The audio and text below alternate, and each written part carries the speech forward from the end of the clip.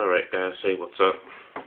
Picking up where I left off, this is part 3 of who I think are the best top 20 WWE champions in history. If you're watching this video, please watch part 1 and 2 first.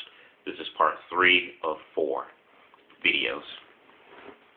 Okay, so I've pretty much done half of the top 10 in my last 2 videos, and I'll be starting at number 10. Number 10, who I think is one of the best WWE champions, Kurt Angle. Kurt Angle, was the Olympic gold medalist when he came into the WWE back in 1999. I mean, he just really got a huge, major push. He just got a real huge major push here.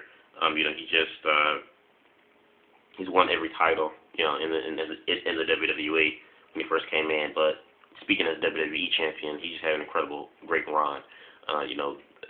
Whether he's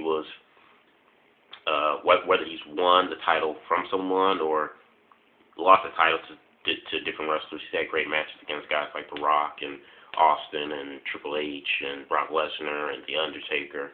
The list just goes on and on. The type of matches that he's had as the WWE champion.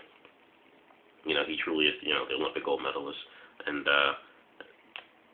Kurt Angle, in my opinion, I would consider to be one of the real wrestlers to have ever been WWE champion. Number 9 on my list is Brock Lesnar.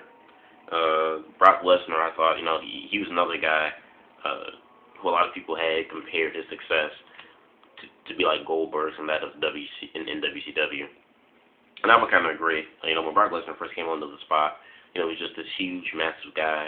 Had an incredible look to him. Looked like, had this old school, classic look to him. Kind of looked like a guy like a Bruno Sammartino or a Billy Graham. Guys like that, or a Bob Backlund kind of like look.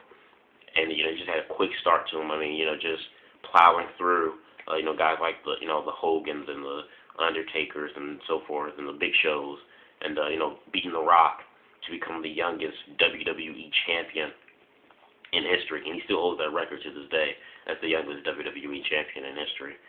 Brock Lesnar, like I said, he was really dominant. I would say Goldberg is probably the most dominant superstar in history, but I have to say Brock Lesnar is probably the most dominant WWE champion in history. He really was. You look at Brock Lesnar's winning lose streak in WWE. He never really lost a lot of matches.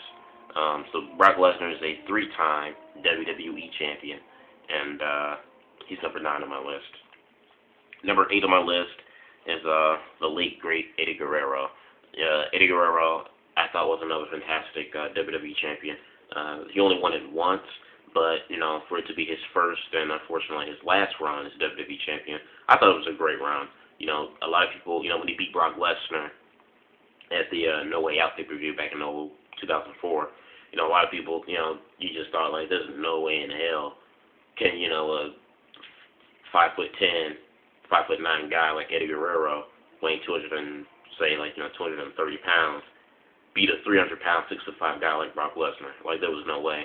And, and he even, believed that, he's not gonna, there's no way they're gonna let this little guy beat this huge monster giant. But, apparently enough, Eddie did win. Although, it was from assist from Goldberg, but, everyone was just jumping out of their seats. It was truly, Eddie Guerrero's time. I'm one of the guys, who followed Eddie's career, from ECW to WCW to WWE, and just seeing him, growing from those 3 companies as just being a cruiserweight or in the tag division, but never really breaking the glass ceiling. To see him actually finally break that glass ceiling back in '04 and become the champion was just a truly, momentous occasion. And like I said, Eddie Guerrero was bar none one of my favorite Latino wrestlers.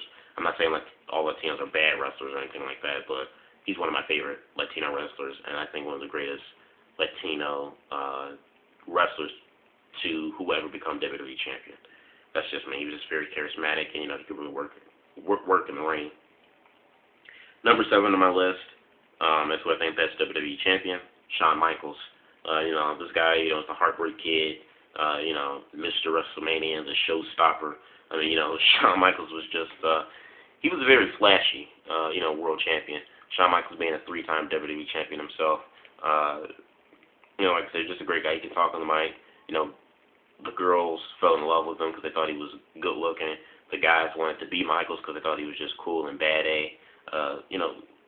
Michaels was a charismatic guy. He really was. And he was another guy, like Eddie, where they weren't physically the biggest or the tallest guy around, but fans still stood behind them and supported them. And Shawn Michaels was no different. Shawn Michaels did, he was a small guy, especially in the time, when wrestlers were, 300 pounds and chiseled. It was shocking to see, and for Michaels to had beaten Bret Hart at WrestleMania, I think it was WrestleMania 12 or 13, for the WWF Championship, beating Bret Hart.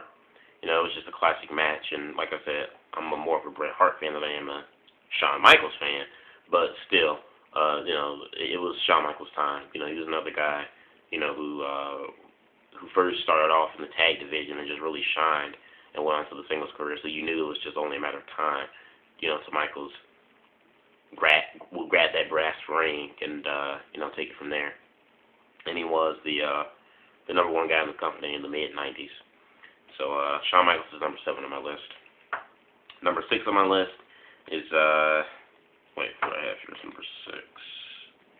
Number 6 on my list is, The Undertaker.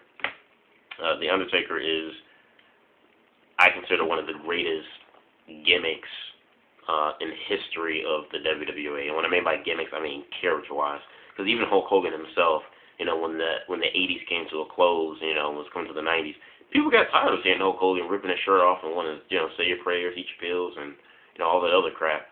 But The Undertaker has other, except for the exception of his gimmick, with the American Bad A, when he was riding a motorcycle back in 2002 and 3.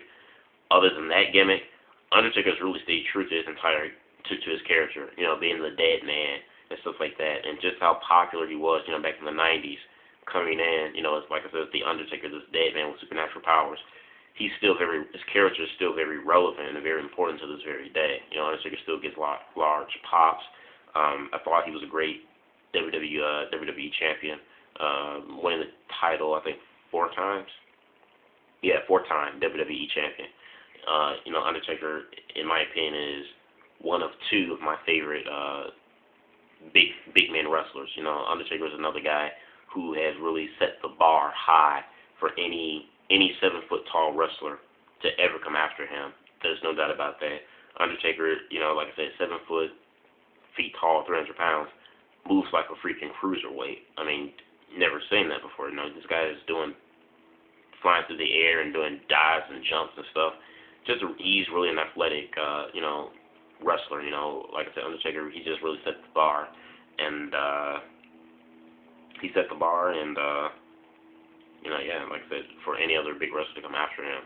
Most big wrestlers, guys like Big Show, even Kane for that matter, or Mark Henry, they're just big and they're just slow and dominant, and they just, do power moves trying to show off their strength. Undertaker was never like that, and I think that's another reason why Undertaker was so popular, in this time. So, Undertaker is number 6 on my list. Number 6 is The Undertaker. So this is part 3 of 4 videos. I'll be making part 4 right now, and be uploading this one. So if you guys are watching this video, please watch part 2 and 1 first, then watch this. So I'll be making part 4, which will be the last video of who I think are the top 20 best WWE champions in history.